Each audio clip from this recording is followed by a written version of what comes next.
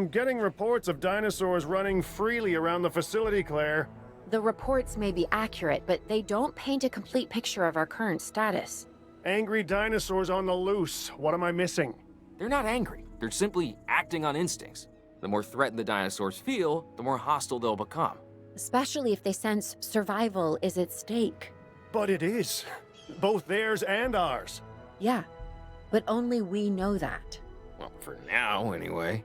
We'll start by tranquilizing one of the dinosaurs from the helicopter, and then have a transport team bring it back to the facility. Great. Do it. Howdy y'all, welcome back to the Gamingverse for another Jurassic World Evolution 2 instructional video. Today we look at how dinosaurs use territory to determine their level of comfort inside their enclosure, and how hiring scientists will make the job of managing dinosaurs much easier. And maybe even at the end of the video, we'll survive a sandstorm. Let's play. First, we need to capture some dinosaurs. We'll be using the helicopter to tranquilize them. We're going after those 3 Triceratops right there near the water. So I'm using free aim here, so if I miss, it's pretty much my fault.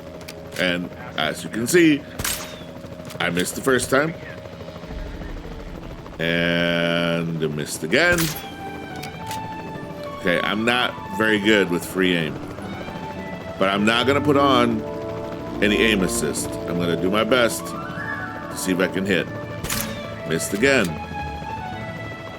Okay, 1 down, 2 to go. Okay, let's get the near one here.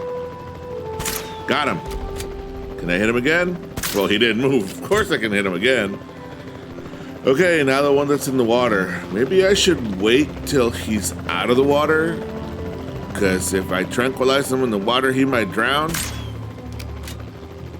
Well, it doesn't matter. I can't even hit him anyway. That's 2. That wants to chime? Nope. Didn't even hit him. Not even that close. I really suck at this game. I still can't. Oh, there we go. Got him once. Now he's running. Let me wait till he gets out of the water, because, you know, I might drown him if I hit him again. Well, with my shot, probably won't hit him anyway. Okay, he's almost out of the water. Missed again. There we go. All 3 are tranquilized. Now that they are tranquilized, we need to transport them. The great thing about the game is that now I can leave the helicopter and I can use the transport system to bring them back. But here's the problem. We don't have an enclosure to put them in. So let's build one next to the existing enclosure. I'm eyeballing the size of the enclosure because I really do not know how much space these 3 Triceratops will need. If we need more, maybe we'll have to expand it, but for now, this looks just about right. It's a little bigger than the other enclosure, so hopefully it'll be enough. Now, I'm gonna add some water, because of course, you know, all animals need water. Let me first bring them over to the enclosure through the transportation with the transport system. Of course, the transport system being, you know, automatic, so that's great.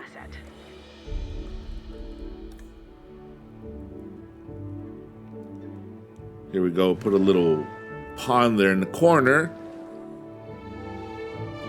And let's wait for them to come over. We need to put a ranger station or a ranger station in there so that they get monitored. Try and make sure that I cover the entire enclosure. And now I'm gonna add the ranger team so that they can monitor the dinosaurs.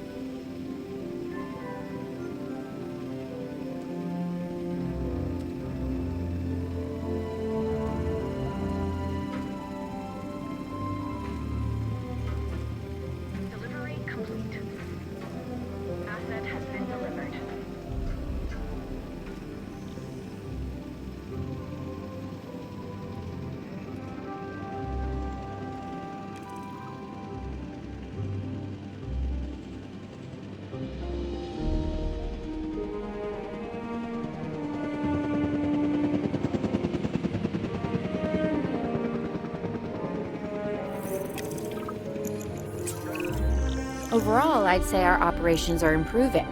I'm confident we may get a handle on this yet. But I'm also concerned, specifically about our biodiversity. Still, for now, let's focus on getting the dinosaurs safe and secure, as well as building some additional viewing galleries the DFW staff can use to monitor the animals. Dinosaurs of the same species form territory around them as they move. Dinosaurs only consider area inside their territory when determining their comfort level. Territory that is not frequently visited shrinks over time to match the latest changes to the dinosaur's environment. So, I'm going to use the Ranger card and I'm going to take it myself in order to monitor the comfort level of the dinosaurs. I'm going to drive it myself and I'm going to use the binoculars to ensure that I can scan the dinosaurs and see what they need. I'm using the Rangers to determine what they need to feel comfortable. Now, as I showed you in the previous video, I can do this remotely, but this gives us an opportunity to see the Triceratops up close. And I think this is a beautiful animal. This is my favorite dinosaur, and it's always been my favorite dinosaur as a kid. So this is a great, look at that. Look at that beauty. Now, I don't want to get too close because they can come after the Ranger car, but this way, with the binoculars, I can scan all three of them, find out what it is that they're missing. And it looks like I'll have to add some ground leaf to the enclosure to make the dinosaurs comfortable. It's going to take a little while to get this right. I'll be right back.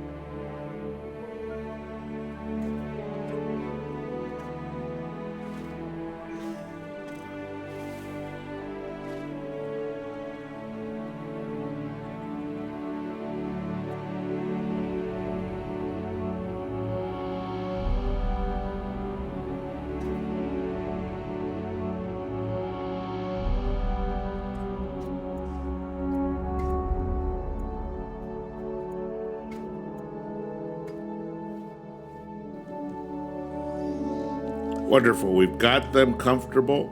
Now I'm gonna add a viewing station so that the staff can observe the Triceratops. This gives us an opportunity to see how these viewing stations work and what the area is that they can see the dinosaurs from. We just add the path and we should be ready to go.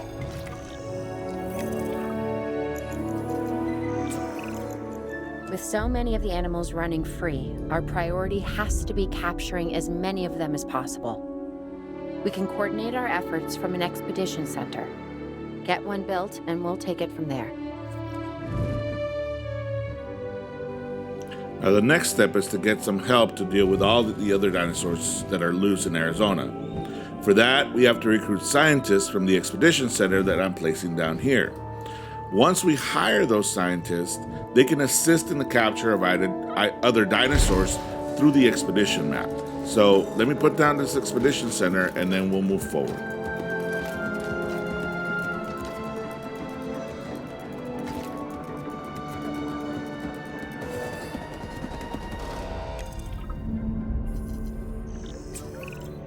I'll I'll be able to track the dinosaurs, but some help would sure be appreciated. Claire tells me there are some candidates to recruit. Scientists. Hopefully you could find one as rough and tumble as I am.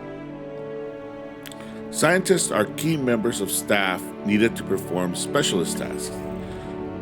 Browse the recruitment page to see which scientists are available to recruit. Scientists have 3 types of skills: logistics, genetics, and welfare. Each task has a set of skill requirements that need to be met by the assigned scientist. Oversubscribing a particular skill requirement will decrease the time and cost of the task. Let's see. What scientists are available? Where do we look for those scientists? Well, it doesn't look like it's at the Expedition Center. Looking into the control room, I'm not sure if it's here. Let's see. Why don't we look at the management views? Shelter, overcrowding, dinosaur visibility. Nope, those are not scientists. Okay, so let's go back to the control room. Let's look up there. Okay, how about under expedition map? Nope. Scientists, there we go. There we go, got it. Under scientists. And we can see that there are 3 potential recruits: Victor Grother, Kelly Bevins, Jessica Davis.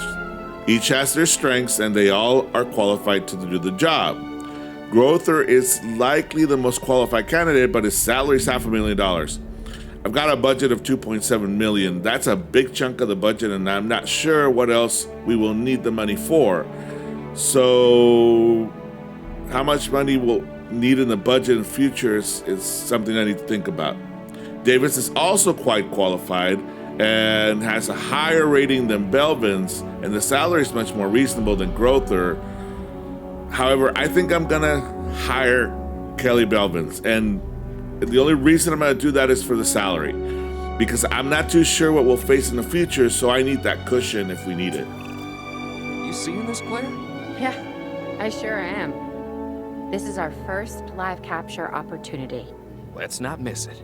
We should assign that scientist you just hired to the task. Agreed? Owen, you there? I think you're still muted. Oh, yeah, sorry. Good idea. What do we got to lose? You know, except maybe a new recruit.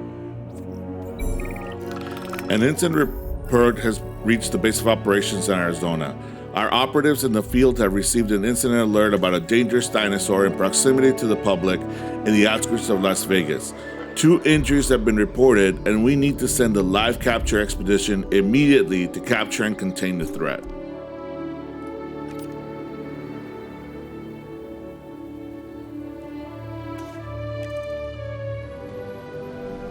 Before the remote capture teams return, we should have enclosures ready for the dinosaurs. Think of it as welcoming them back home.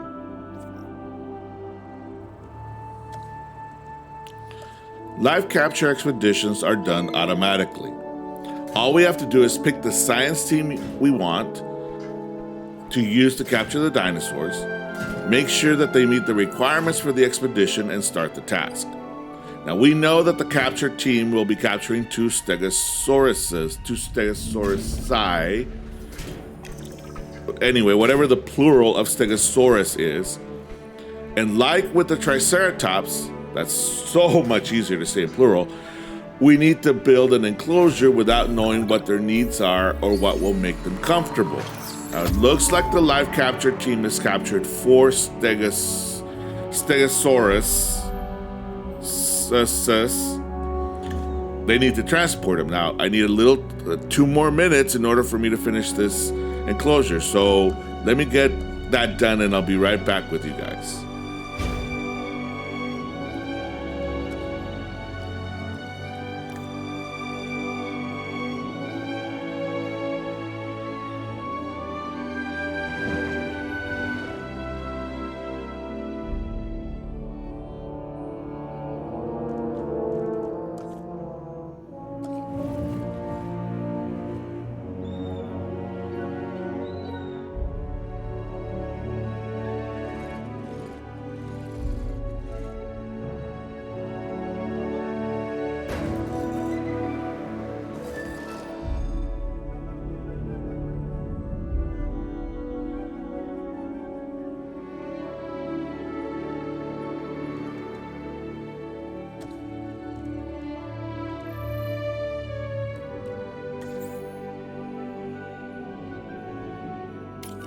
assets in the air. Commencing asset transit. Asset in transit. Now I had to place a second power generator to power the Stegosaurus enclosure. Now I'm getting them transported to their new enclosure automatically. Now, like I did with the other dinosaurs, I'm going to use the Ranger vehicle to scan them to determine what the requirements are and how to make them comfortable. This also gives us an opportunity to look at these Stegosaurus, to look at them closely with the binoculars and look at the Reporting asset status. amazing Asset status animals confirmed. these are. Really, look at that. Check That is complete. one big dinosaur. Okay. Who's watching who? I'm not following you, Owen. Well, it's just like the dinosaurs are always watching us, so shouldn't we be watching them? Yes, we should. Once we have the dinosaurs comfortably settled into their enclosures, we'll need viewing galleries. That's what I'm saying. Only, you said it. Power generators consume fuel over time depending on how much power is being drawn from them. Ranger teams, capture teams, and MVUs consume fuel and food as they complete tasks. These are stored at their respective buildings, resupply food and fuel from the building's info panel as required. Now let me leave the Ranger team to continue their mission. It looks like the Stegosauruses need ground fruit to make them comfortable. Let me fill their enclosure with ground fruit until they reach the 100% comfort level, so I'll be right back with you as soon as I complete that mission.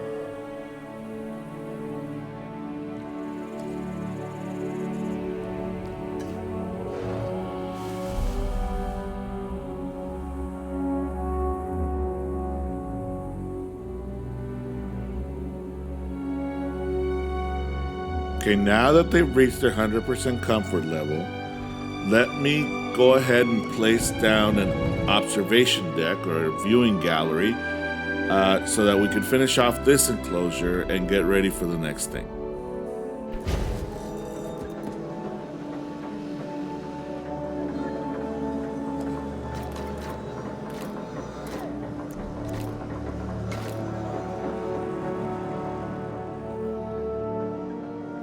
It looks like the power generator has gone down. Let's see what happened.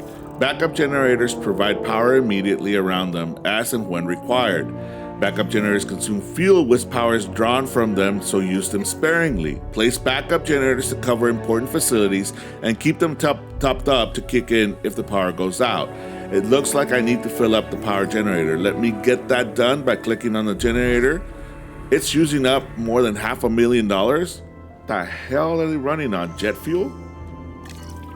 Just to be safe, I'm gonna resupply the Ranger station and the other generator. Owen, we have a real problem. I'm trying, Clara, but it's just, well, this is who I am. Not you. Ah, the dinosaurs.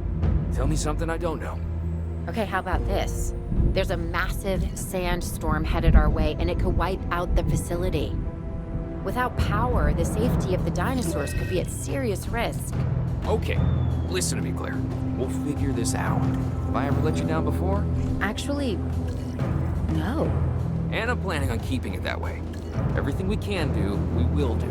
We've survived worse. What's a little sand? Good thing I resupplied everything. Now we have to survive a sandstorm and ensure that the dinosaur enclosures stay intact.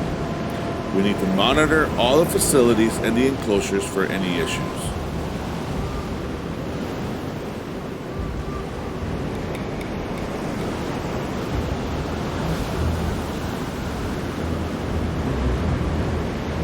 Everything seems to be working in order. I gotta say, I'm feeling pretty concerned about our current situation. As much as I'd obviously love to help out, I'm a little tied up. So, who's gonna protect the dinosaurs? And our personnel. Yes, of course. I mean, that goes without saying. I'm saying it anyway. It's just, it would be a tragedy to lose these animals again. And by tragedy, I mean huge financial loss. And obviously an embarrassment to those in charge of the DFW. People such as you. Well, actually, exactly me. So, how do we avoid that? Okay, step 1, round up the stragglers and get all the dinosaurs back into their enclosures. Then we'll work on their safety ratings. This good? Yes, this is a plan I can support now and take credit for later. Looks like we have a broken fence and a dinosaur on the loose. I'm gonna use the capture team to get him. Open your emergency shelters during dangerous storms and dinosaur escapes to avoid a hit to your safety rating. Tranquilize each rampaging dinosaur quickly using A mode or lock on. Then transport dinosaurs back into their enclosures before they wake up again. Rampaging dinosaurs can damage or destroy sections of your enclosure fence, leaving an open breach. Select the response facility by using R and use a ranger team to manually initiate repairs or assign them repair tasks to carry those out. Now that's what I did. I sent the capture team to tranquilize the escaped dinosaur, and there they go. Now I'm doing this remotely. In the meantime, I have the ranger team go and repair the broken fence, which they already did, in the enclosure where the dinosaur is. Now they've tranquilized the dinosaur. He's sitting right there on the path. The capture team is coming back to the station. Now let me see, make sure that the dinosaur is tranquilized. He's doing fine. Now I'm gonna use the transport team. Where is he? Oh, there it is. And put him back into the enclosure. Now, while they do that, they put him back in the enclosure. I noticed that I did not place a ranger post in the Stegosaurus enclosure.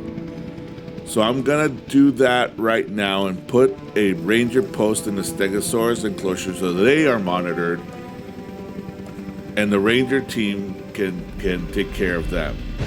Now I'm putting that down, and let me assign the ranger team to that ranger post. So now the ranger team has 3 ranger posts that it needs to work on.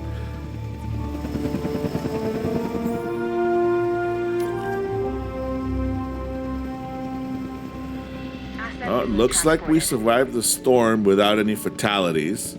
I don't see any dead people, and without any fatalities for the dinosaur. So the dinosaur is going back into his enclosure.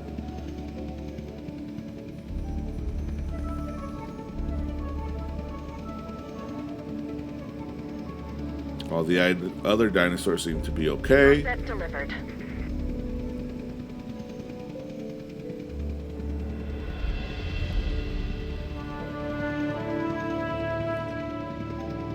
Well, since everything's okay, I might as well put a viewing deck for the last enclosure and finish that enclosure off.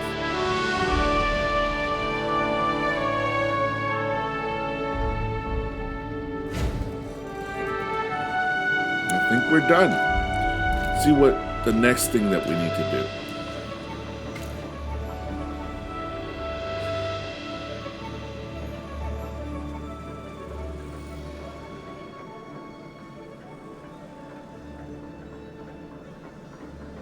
Everything seems to be working in order.